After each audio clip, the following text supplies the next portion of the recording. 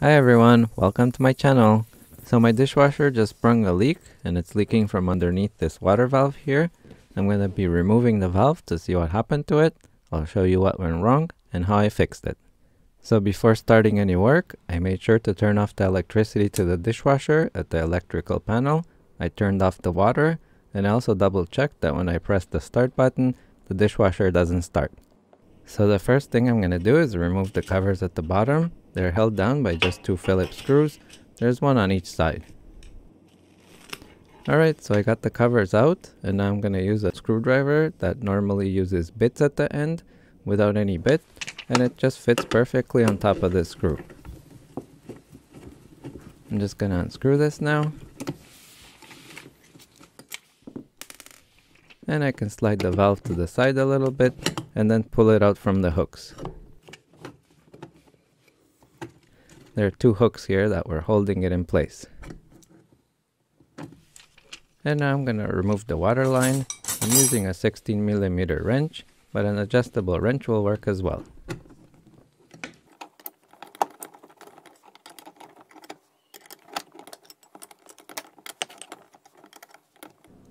I almost have this out and some water is probably going to come out, so make sure to have something underneath when doing this. And now I'm going to remove the black hose on the back of this valve. It's held down with the wire clamp.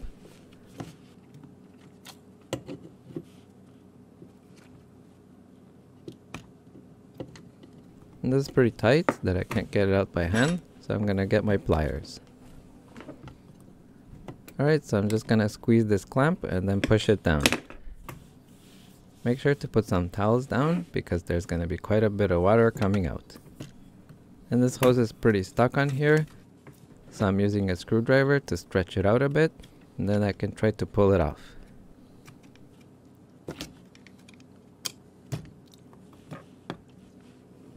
So the electrical connector is next. I'm going to pull back the screen tab, and now I can pull the connector up gently by the wires.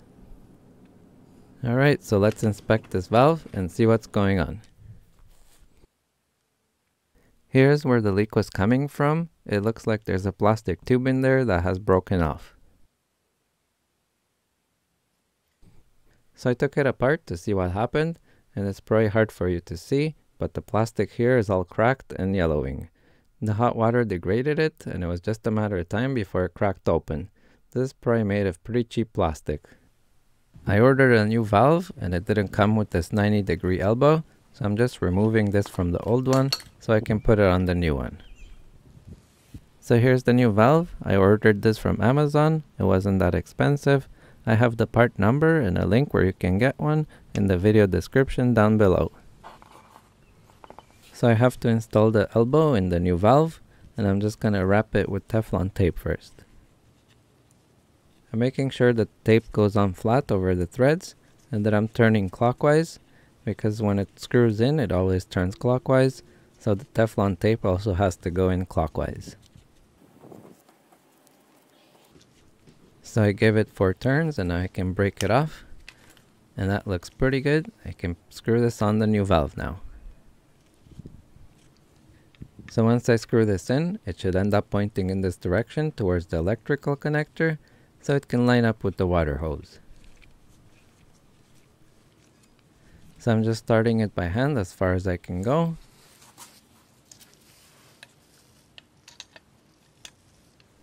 And now I'm going to hold it with my pliers and tighten it with the adjustable wrench.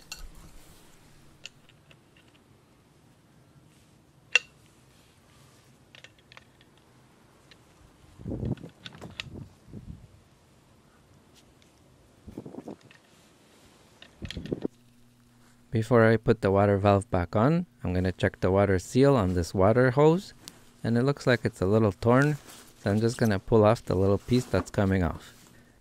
Here it is after removing the loose part. It looks pretty good to me. I think this should seal, but if it doesn't, we're just going to see that it leaks, and I'm just going to have to buy a new one. I'm reconnecting the black hose now, and I'm just going to push it back on.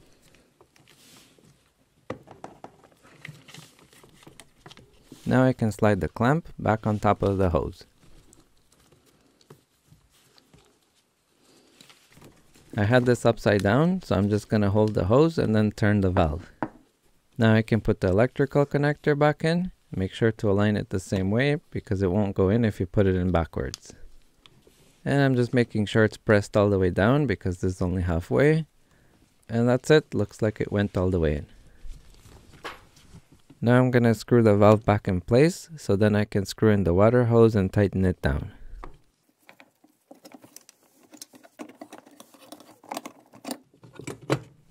So I'm lining up the hooks on the top, make sure that they go in the slot, and then pull to the right, and now I can put the screw back in. And I'm just going to put the screw back in now.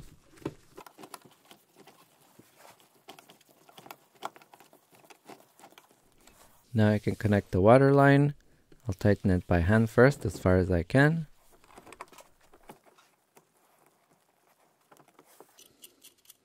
And now I'm going to tighten it with my wrench until I feel it's tight enough.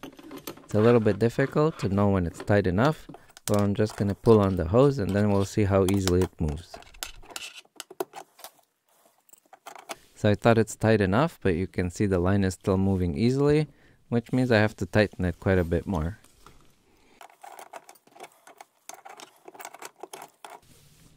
I tightened the line a few more turns, and now the line is nice and tight. So I'm going to turn on the electricity and water, and I'm going to give it a test run.